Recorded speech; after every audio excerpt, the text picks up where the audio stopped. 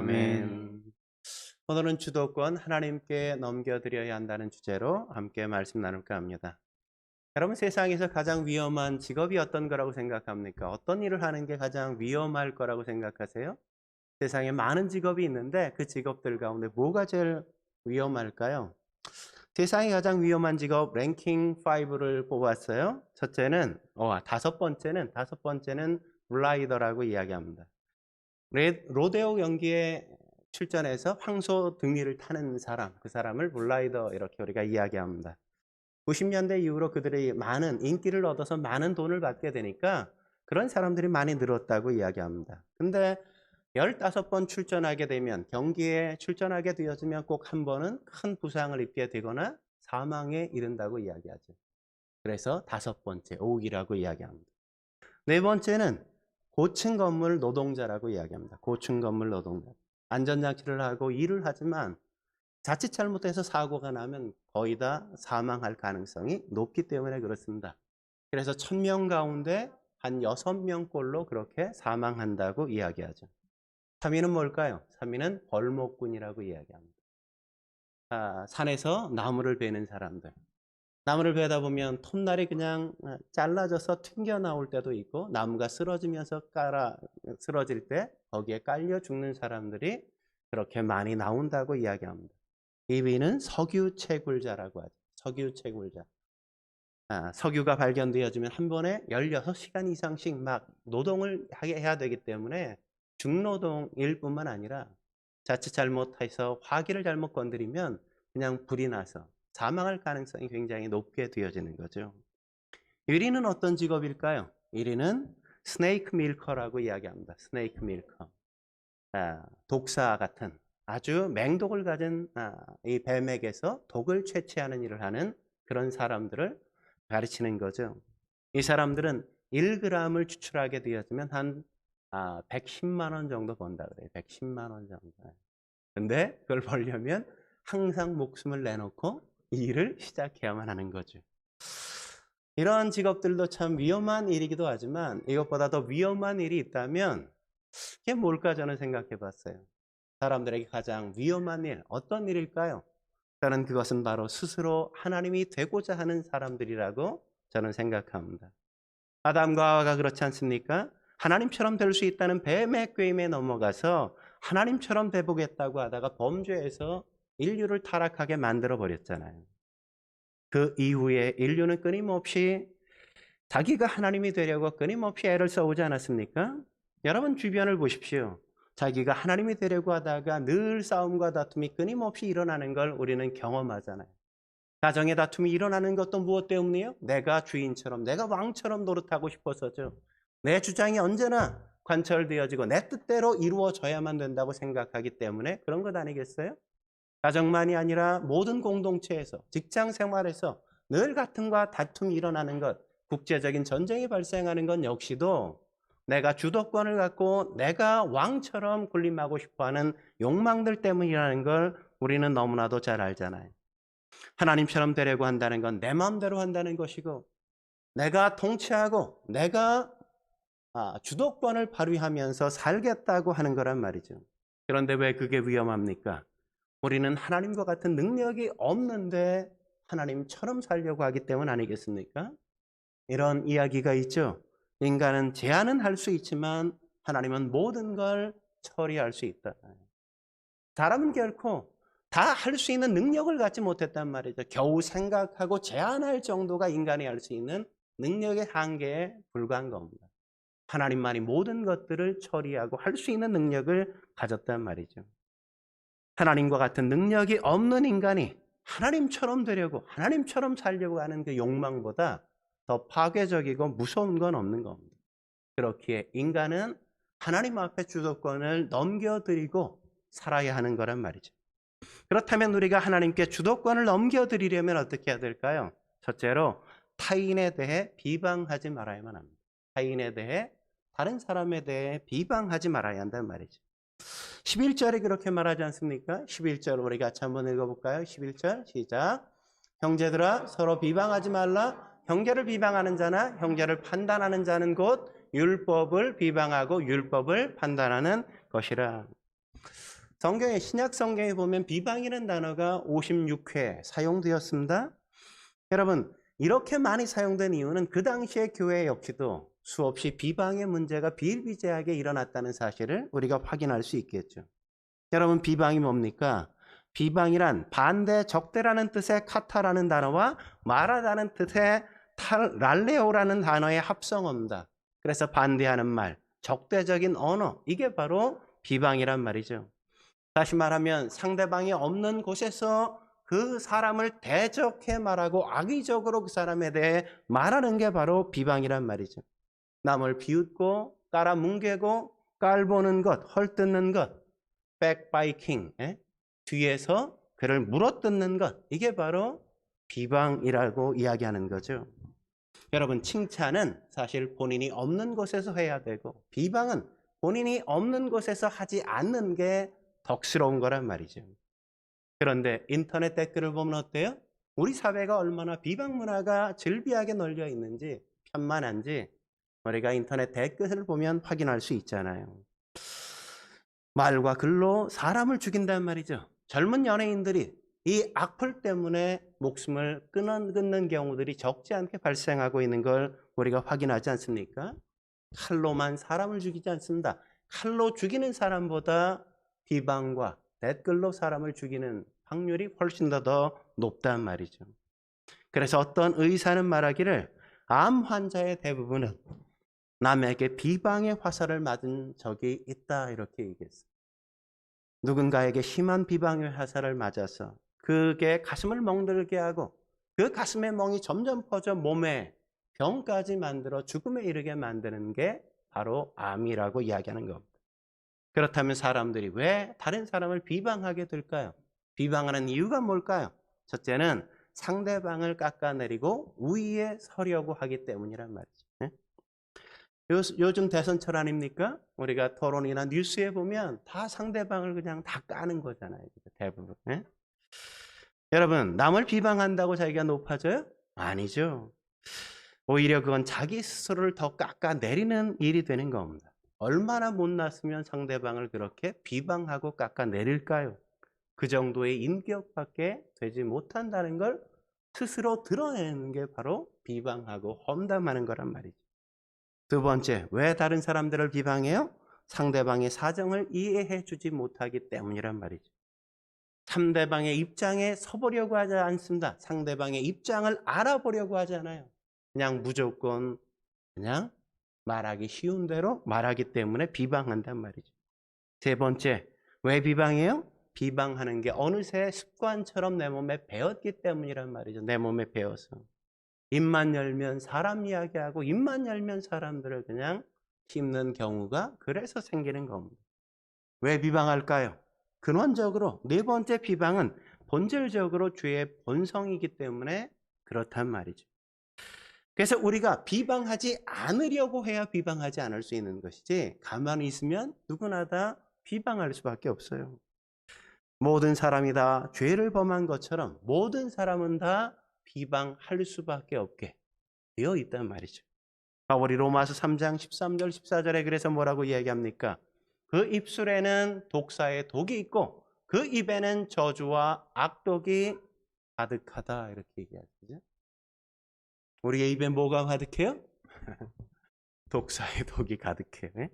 악독과 저주가 가득하단 말이죠. 그런데 비방은 세상 사람들만의 문제가 아니라 중요한 건 교회 다니는 성도들에게도 아주 치명적인 문제가 된다는 것 아니겠습니까? 그래서 야고보가 말하는 거죠. 형제들아 서로 비방하지 말라, 이렇게 말해요. 그렇다면 왜 우리가 서로 비방하지 말아야 될까요? 왜 비방하지 말아야 되는 걸까요? 무엇 때문에 우리는 비방하지 말아야 되죠? 첫째는 우리가 주 안에서 형제 자매이기 때문에 비방하면 안 된다고. 11절에 강조하는 게 그것 아닙니까? 11절 다시 한번 볼까요? 11절 시작.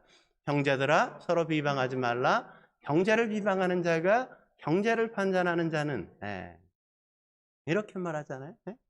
반복되는 단어가 뭐예요?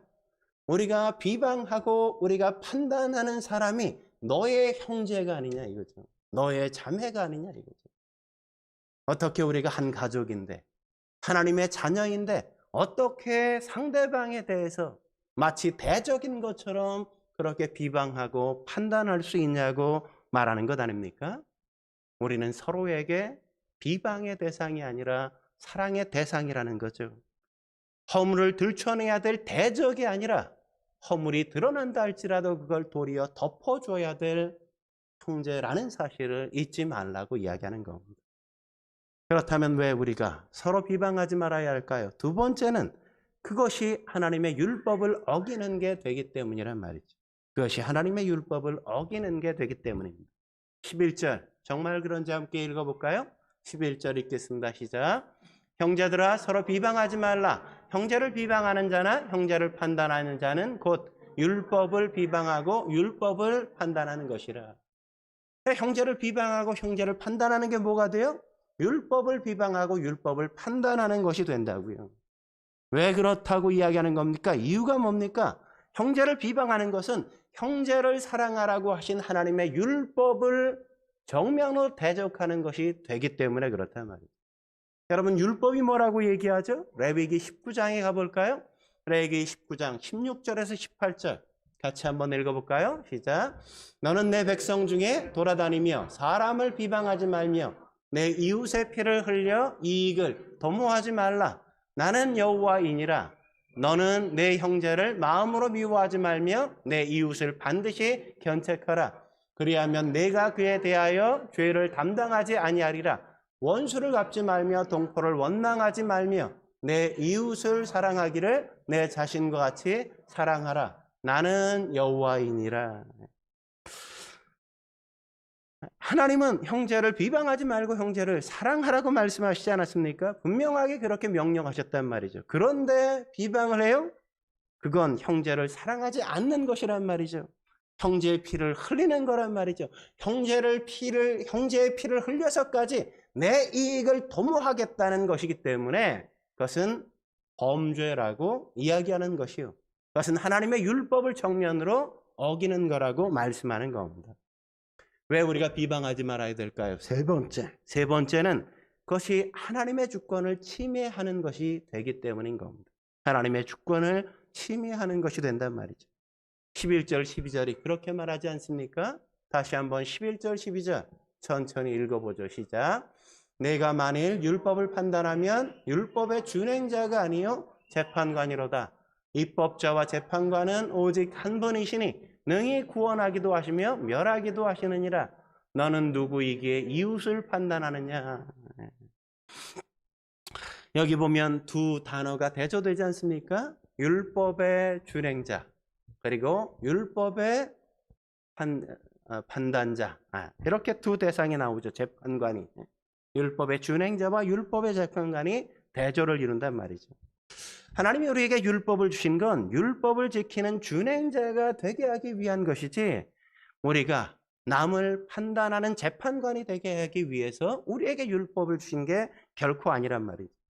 그런데 우리는 율법을 가지고 자신의 행위를 바로잡지 못해요. 남을 판단하고 비방하는 도구로 사용할 때가 너무나도 많단 말이죠. 율법을 재판하실 분은 오직 하나님 한 분밖에 없는 겁니다. 모든 사람은 다 율법을 지키고 그 율법을 지키려고 노력해야 될 대상이란 말이죠. 그런데 율법을 지켜야 될 사람들이 감히 어떻게 하나님의 자리에 서서 하나님처럼 사람들을 재판하려고 하느냐. 이렇게 말씀하는 거란 말이죠. 그건 하나님에게만 속한 하나님의 주권에 속한 거란 말이죠. 그래서 바울이 로마서 14장 3절 4절에 뭐라고 얘기합니까? 이렇게 말하는 거죠. 같이 한번 읽어볼까요? 같이 읽겠습니다. 시작. 먹는 자는 먹지 않는 자를 업신여기지 말고 먹지 않는 자는 먹는 자를 비판하지 말라.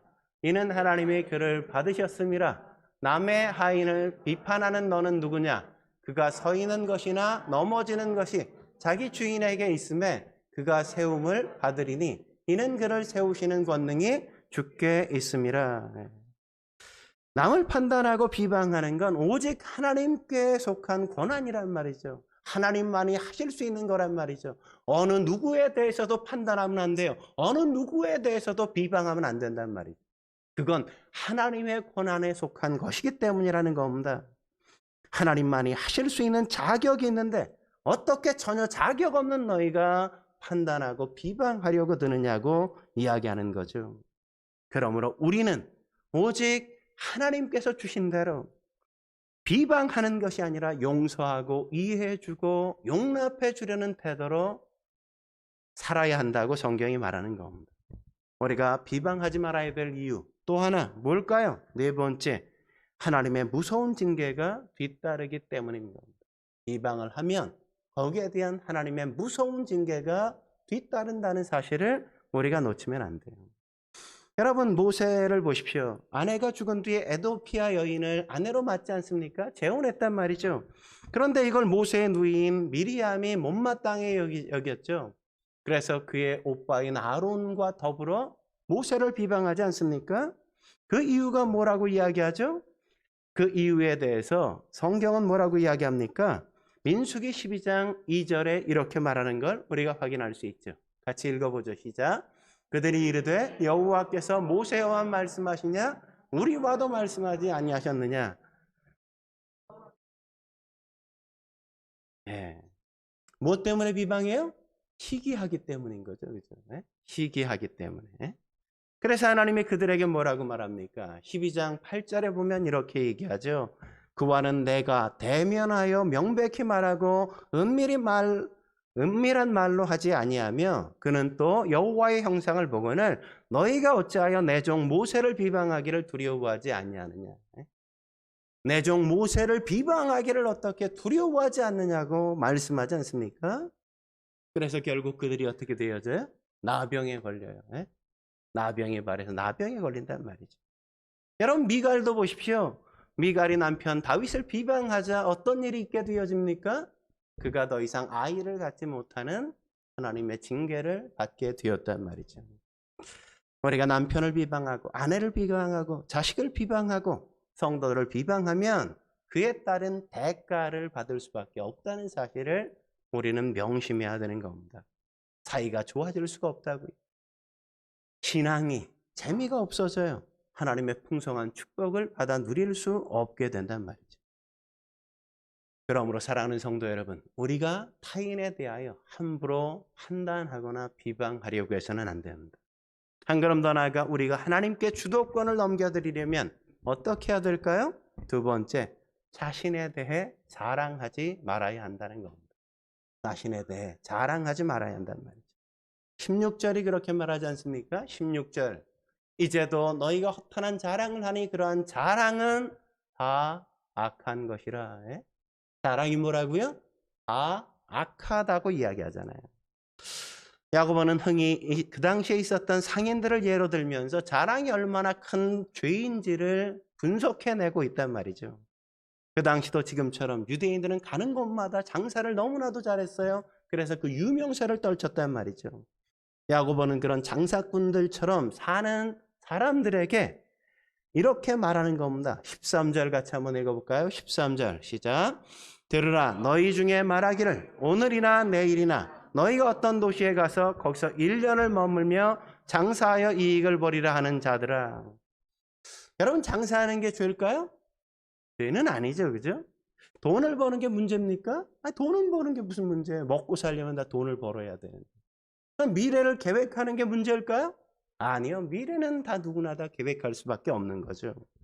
그렇다면 오늘 이야기하는 이 장사꾼들을 야고보가 그들의 자랑을 지적하면서 이야기하고 싶은 게 뭘까요?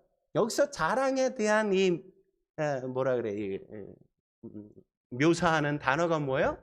허탄한 자랑이라고 이야기하죠. 그죠? 허탄하다는 말이 무슨 말입니까? 없는 것을 있는 것으로 생각하고 자랑한다 이런 거예요. 실체가 없어요. 실체가 없는 걸 있는 것처럼 자랑한단 말이죠.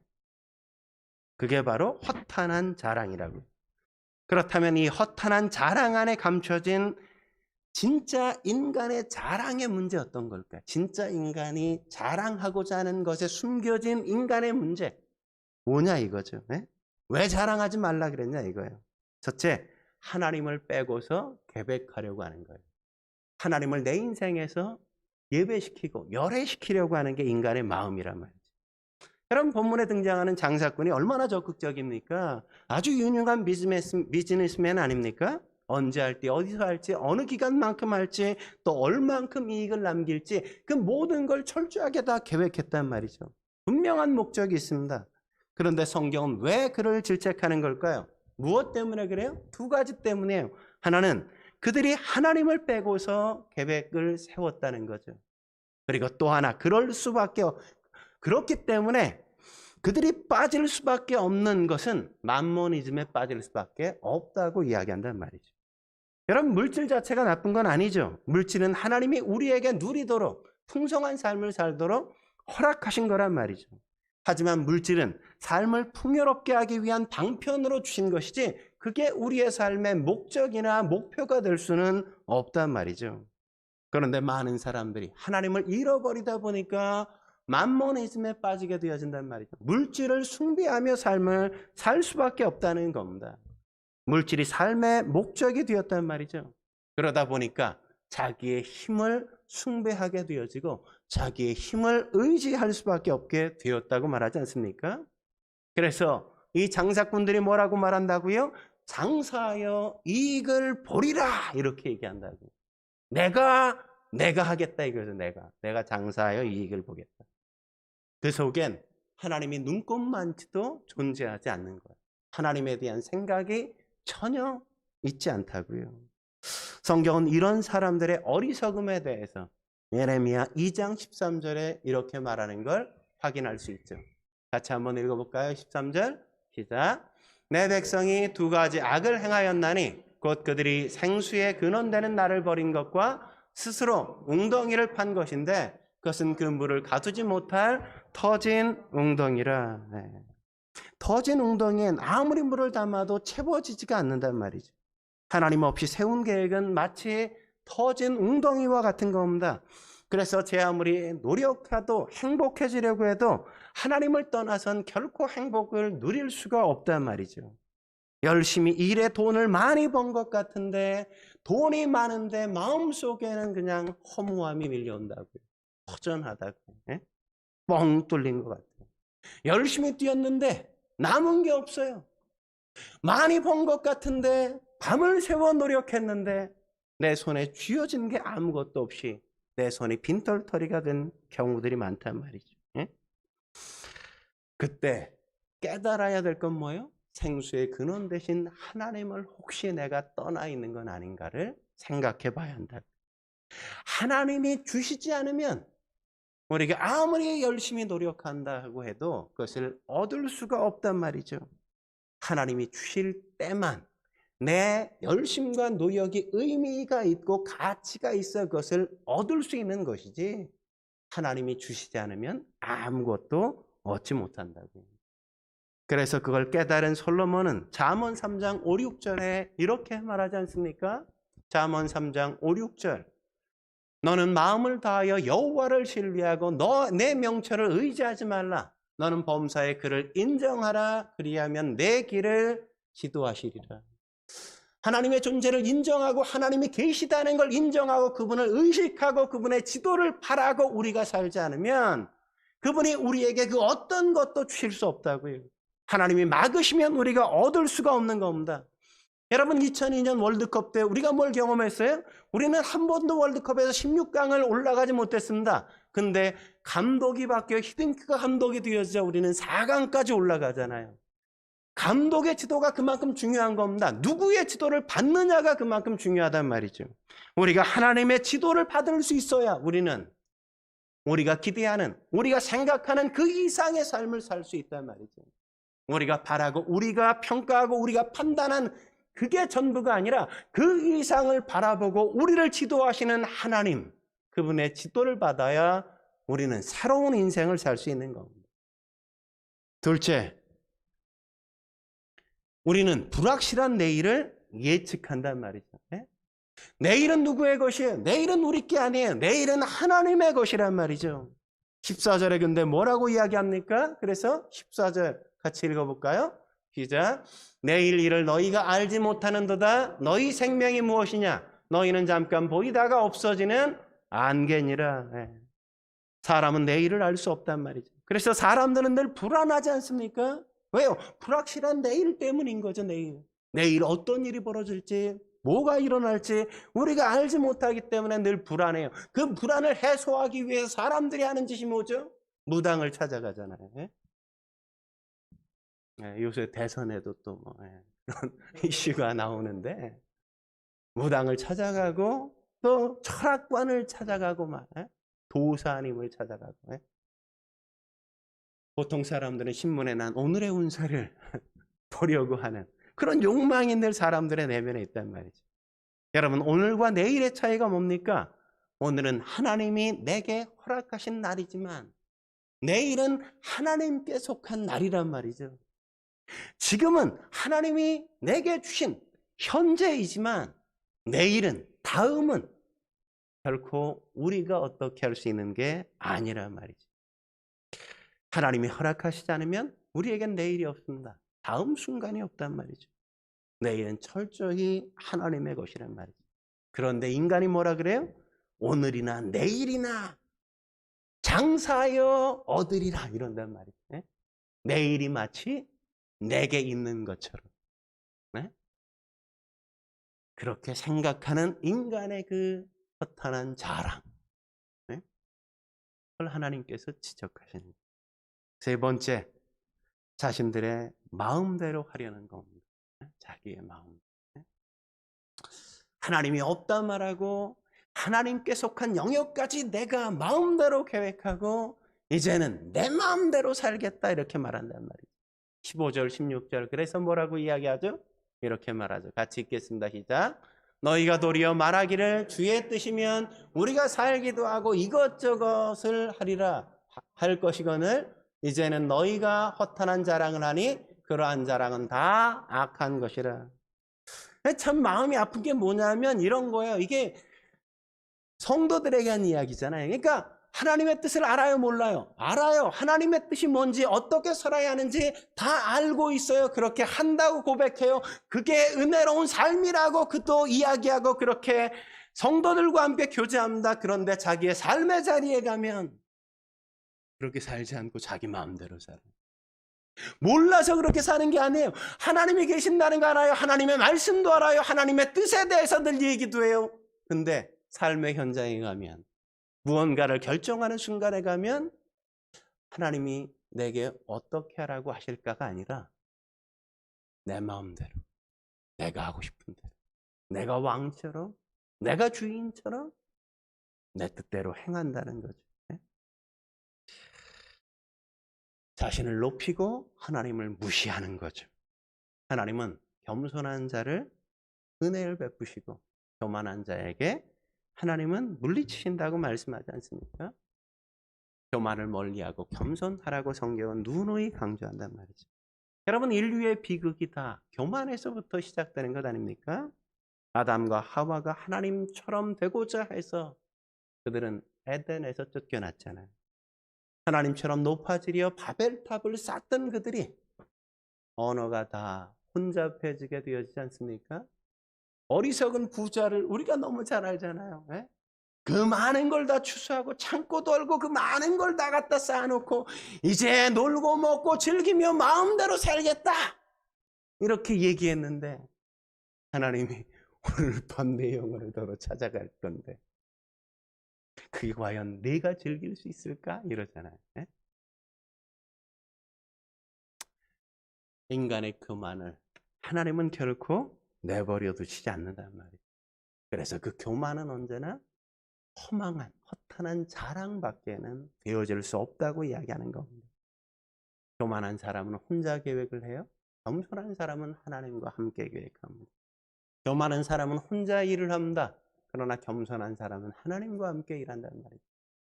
교만한 사람은 자기가 다 자랑질을 해요. 그런데 겸손한 사람은 하나님을 자랑한단 말이에요. 교만한 사람은 모든 영광을 자기가 취하지만 겸손한 사람은 하나님께 영광을 돌린단 말이죠. 주님과 함께 계획하고 주님과 함께 일하고 주님을 자랑하고 주님께 영광을 돌리는 인생, 그게 저와 여러분이 해야 될 가장 아름다운 삶의 모습인 겁니다. 마지막으로 선행하기를 뒤로 미루는 것이기 때문에 그래요. 선을 행하기를 뒤로 미루는 거란 말이에요. 17절 같이 한번 읽어볼까요? 17절 시작. 그러므로 사람이 선을 행할 줄 알고도 행하지 아니하면 죄니라. 믿음의 행위를 강조했던 야고보는 여기서도 선과 죄를 행위로 설명한단 말이죠. 행위로. 네? 선이란 뭡니까? 하나님의 뜻을 따라 행하는 게 선이요. 죄란 뭐예요? 하나님의 뜻을 뻔히 알면서도 하지 않고 자기 마음대로 자기 멋대로 행하는 게 바로 죄라고요. 죄. 우리가 마땅히 행해야 될 걸 알면서도 하지 못하는 이유 가운데 가장 큰 이유가 뭐예요? 자꾸 그걸 뒤로 미루는 습관이 있기 때문 아니겠습니까? 우리가 아무리 큰 꿈을 꿔도 자꾸만 그 해야 될 일을 뒤로 미룬다면 그것은 개꿈에 지나지 않는다고요. 우리가 이룰 수 있는 게 아무것도 없단 말이죠. 그렇다면 미루는 습관에서 벗어나려면 어떻게 해야 될까요? 바울은 고린도 후서 6장 2절에 이렇게 제안하죠. 같이 한번 2절 읽어볼까요? 마지막으로 시작. 보라 지금은 은혜 받을 만한 때요. 보라 지금은 구원의 날이로다. 과거는 지나갔습니다. 미래는 아직 오지 않았어요. 우리에게 주어진 날이 있다면 그건 뭐밖에 없어요? 지금이라는 현재밖에 있지 않단 말이죠. 그러므로 지금보다 더 좋은 때는 없는 겁니다. 어쩌면 지금보다 더 좋은 때는 앞으로 있지 않을 수도 있다는 사실을 우리는 놓치지 말아야 돼요. 마음에 감동을 주실 때, 그래서 우리는 행동을 할 수 있어야 한단 말이죠. 지금 해야 돼요. 미루면 결코 더 좋은 때는 오지 않습니다. 지금 선을 행할 수 있어야 한다고요. 지금 주도권을 하나님 앞에 드리고 지금 내게 주어진 이 현실 앞에서 하나님의 말씀을 실천할 수 있고 하나님의 뜻을 행할 수 있는 지금 이 순간, 우리가 그때 하나님의 말씀을 행할 수 있는 것이 바로 주도권을 하나님 앞에 드리고 사는 삶이란 말이에요. 우리는 그 어떤 것도 우리 마음대로 할 수 있는 게 없습니다. 그분 앞에 우리는 그런 인생을 살아야만 합니다. 저와 여러분들이 하나님의 말씀을 이루어갈 수 있길 주의 이름으로 축원합니다. 함께 기도하시겠습니다. 거룩하신 하나님 아버지, 오늘도 주님 앞에 나와 엎드려 말씀을 듣고 우리가 어떻게 하나님의 주도권을 인정하는 삶을 살아갈 수 있는지 다시 한번 배울 수 있고 깨닫게 하시니 감사합니다.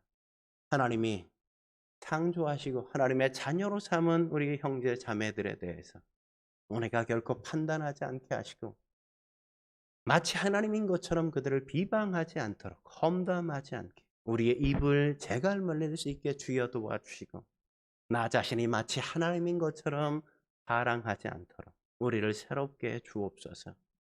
하나님의 주권과 하나님의 통치를 인정하며 하나님이 기뻐하시는 뜻이 무엇인가를 언제나 살피며 하나님 앞에서 사는 삶, 그것이 우리의 삶이 되게 하사 오늘도 우리의 인생이 하나님 앞에 드리는 거룩한 산제사가 되게 해 주옵소서. 오늘도 함께 주신 말씀에 감사하며 예수님의 이름으로 기도드립니다. 아멘.